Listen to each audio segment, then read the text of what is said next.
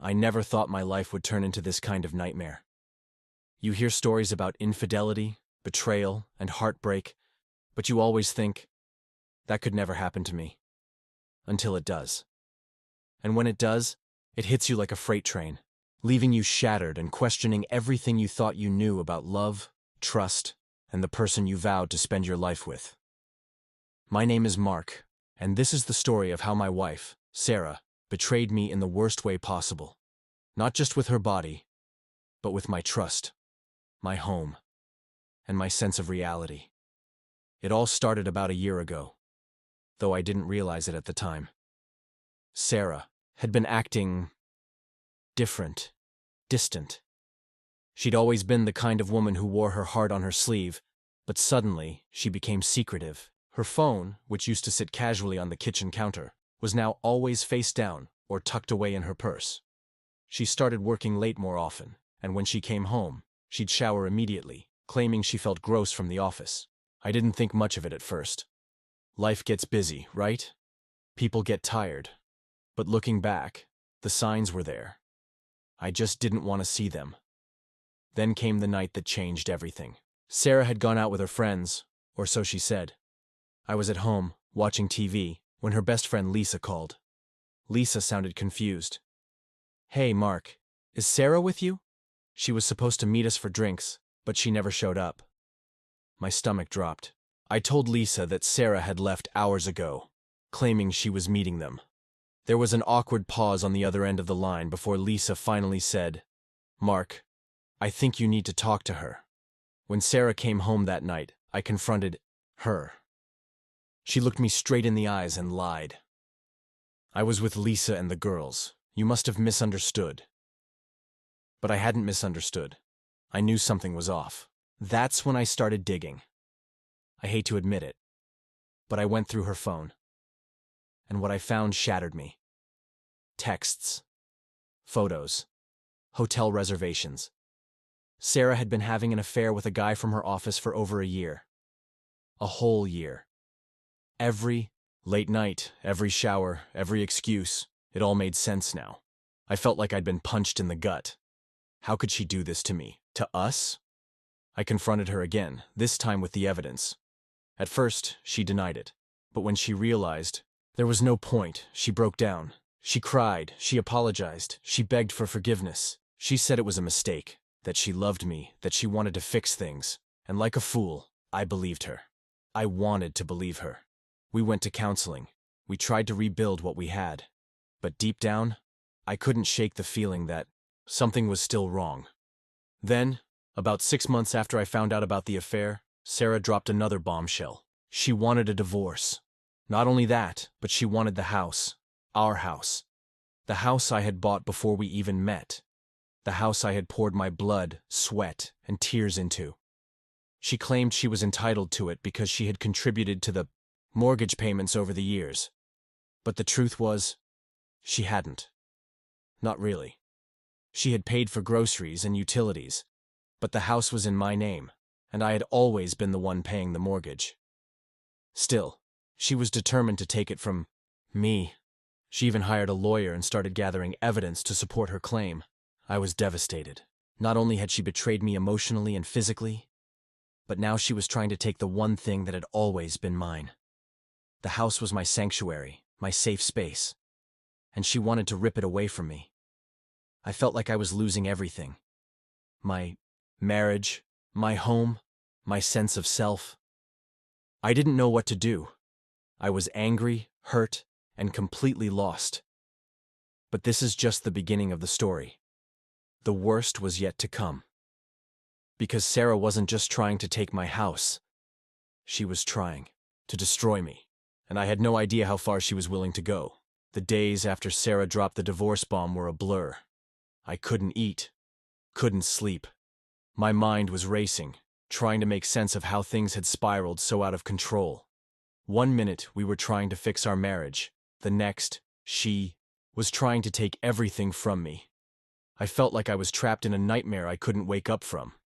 I hired a lawyer, of course. I wasn't going to let Sarah walk away with my house without a fight. But the legal process was draining. Emotionally, financially, and mentally. Every document, every meeting, every argument felt like another stab in the back. And through it all, Sarah remained cold and calculating. The woman I had loved, the woman I had vowed to spend my life with, was gone. In her place was a stranger, who seemed determined to destroy me. One night, as I was going through old files looking for proof that the house was mine, I found something I wasn't expecting. A folder tucked away in the back of my desk drawer. Inside were bank statements, credit card bills, and legal documents, all in Sarah's name. At first, I didn't understand what I was looking at, but as I dug deeper, the pieces started to come together. Sarah had been hiding money. A lot of money.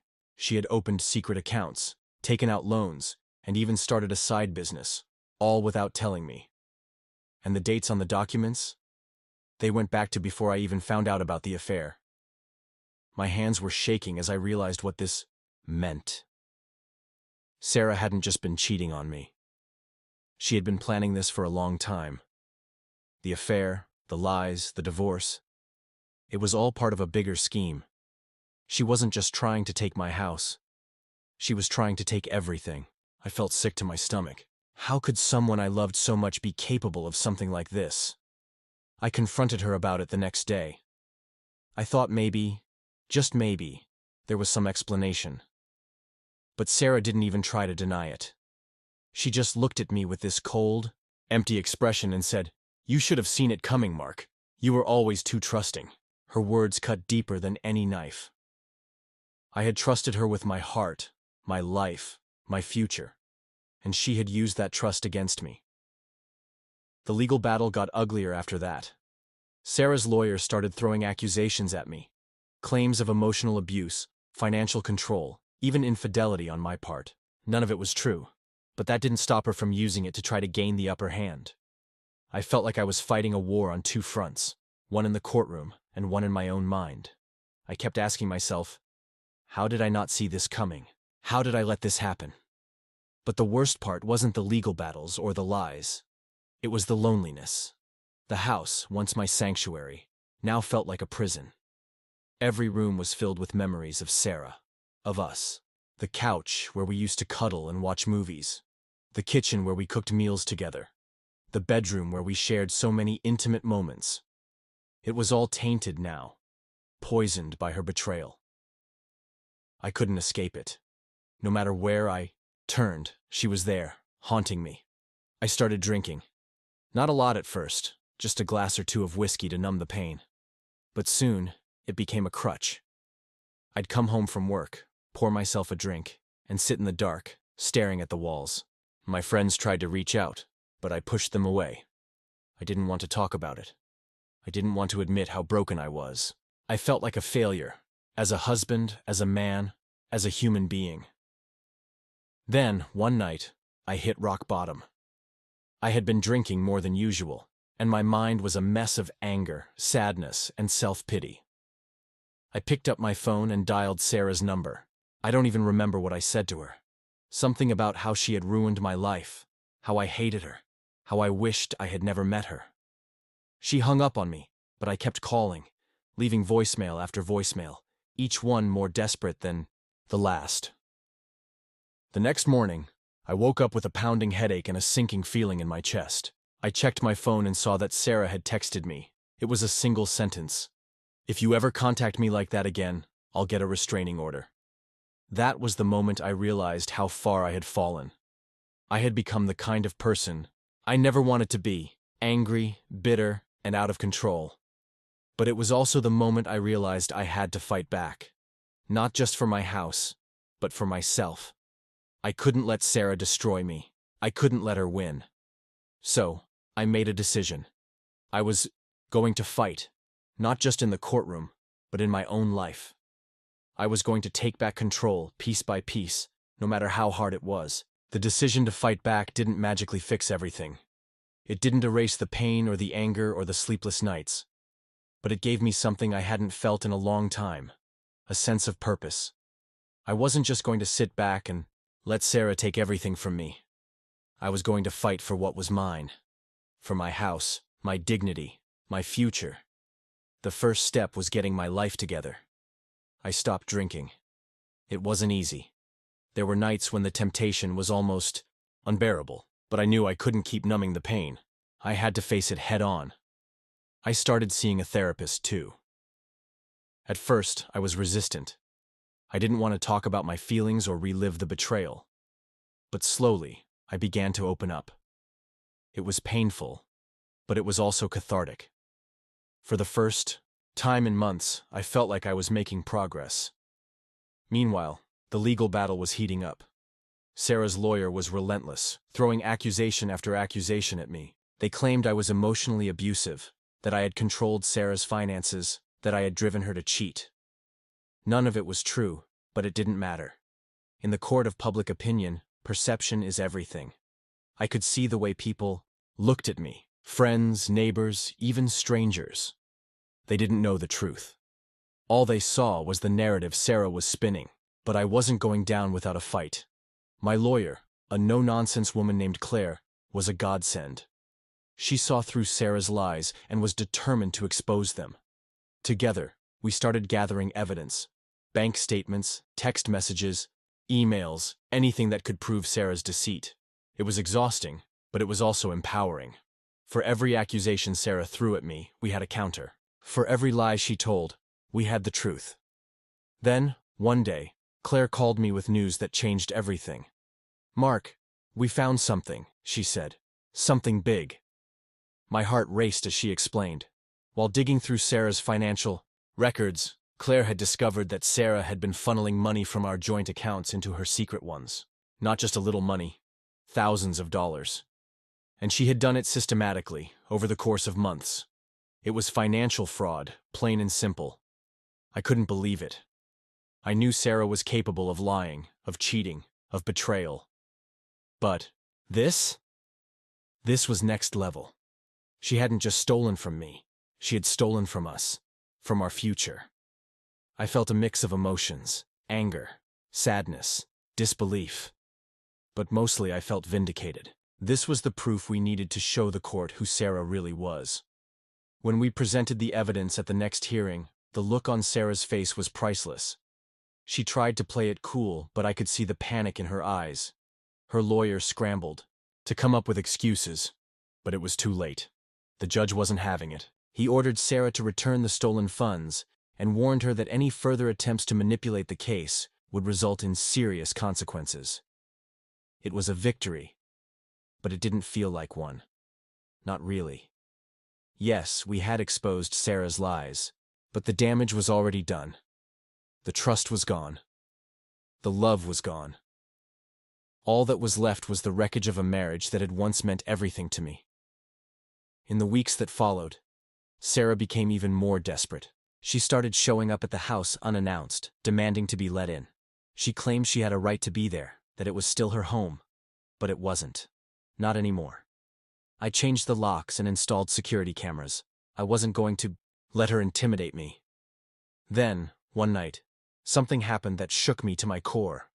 I was sitting in the living room, watching TV, when I heard a noise outside. At first I thought it was the wind, but then I saw a shadow move past the window. My heart raced as I grabbed my phone and checked the security camera feed. There, clear as day, was Sarah. She was trying to break in. I called the police, but by the time they arrived, she was gone. All that was left was a broken window and a sense of unease that lingered long after the officers left. I couldn't believe it had come to this. The woman I had once loved was now trying to break into my home. It was surreal. The next day, I filed for a restraining order. It was a hard decision, but I knew I had no other choice. Sarah had crossed a line, and I couldn't let her keep pushing me.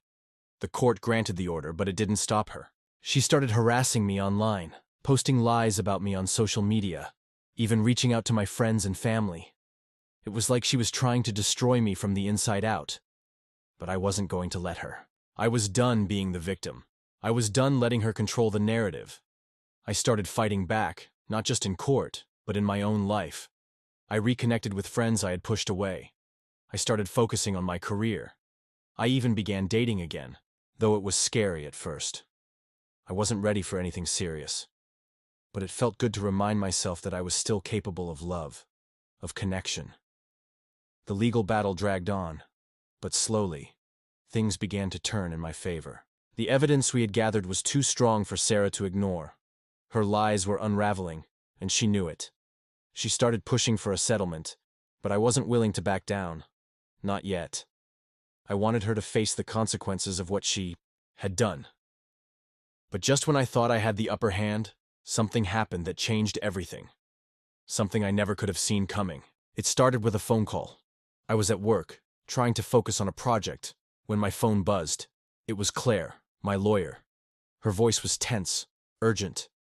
"Mark, we need to talk. Can you come to my office right away?" My stomach dropped. Claire wasn't the type to panic, so I knew something was wrong. I left work immediately and drove to her office. When I walked in, Claire was sitting at her desk, a stack of papers in front of her. She didn't waste any time. "Mark, we've got a problem," she said. "Sarah's filed a counterclaim. She's accusing you of hiding assets during the marriage." I stared at her, confused. "What? That's ridiculous. I haven't hidden anything." Claire sighed. "I know that, and you know that. But she's claiming you had a secret account where you stashed money to keep it from her. She's even provided evidence, bank statements, transaction records, the works." I felt like the ground was slipping out from under me. "That's impossible. I've never had a secret account. This has to be a mistake." Claire leaned forward, her expression serious. "Mark, I need you to think carefully. Is there any way Sarah could have accessed your financial information? Could she have fabricated these documents?" I shook my head, trying to process what she was saying. "I don't know. Maybe. She had access to everything when we were together. But why would she do this? What's the point?" Claire's eyes narrowed. "The point is to discredit you. If she can make you look like the bad guy, it strengthens her case. And if she can prove you were hiding assets, it could give her a bigger share of the settlement, or even the house." I felt a surge of anger. This is insane. She's the one who stole from me, and now she's trying to turn it around on me? Claire nodded. "It's a classic move. But we're not going to let her get away with it. We'll fight this, Mark. We'll prove she's lying." But fighting back wasn't going to be easy. Sarah's accusations were detailed and convincing. She had dates, amounts, even forged signatures. It was like she had been planning this for months, maybe even years. I felt like I was trapped in a nightmare, one where the rules kept changing and I could never catch up. The next few weeks were a blur of legal battles, accusations, and sleepless nights.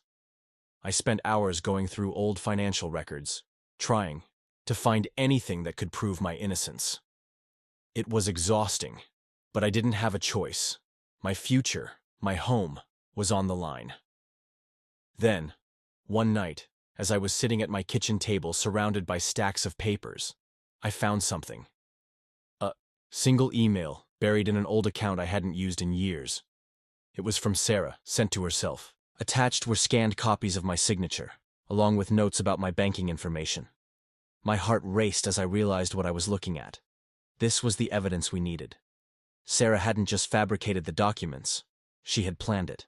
All, down to the smallest detail. I called Claire immediately. When I told her what I had found, she was silent for a moment. Then she said, "Mark, this changes everything. If we can prove Sarah forged those documents, it's game over for her." But before we could act, something happened that I never could have predicted. Sarah showed up at my house. It was late, almost midnight, when I heard the knock on the door. I wasn't expecting anyone, so I checked the security camera. There she was, standing on my porch, looking disheveled and desperate. My first instinct was to ignore her, but something about her expression made me hesitate. She looked broken.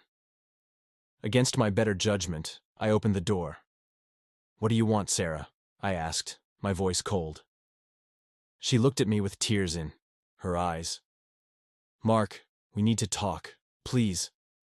I crossed my arms. "We've got nothing to talk about. You've made that pretty clear." She took a step closer, her voice trembling. "I know I've made mistakes. I know I've hurt you, but I'm begging you, let's end this. Let's settle this without dragging it through the courts anymore. Please. I stared at her, trying to figure out what her angle was. Was this another trick? Another lie? Or was she finally realizing she couldn't win? Before I could respond, she reached into her bag and pulled out a stack of papers. I'll drop the counterclaim, she said. I'll walk away from the house. I can't do this anymore, Mark. I can't keep fighting. I took the papers from her, my mind racing. Was this a trap?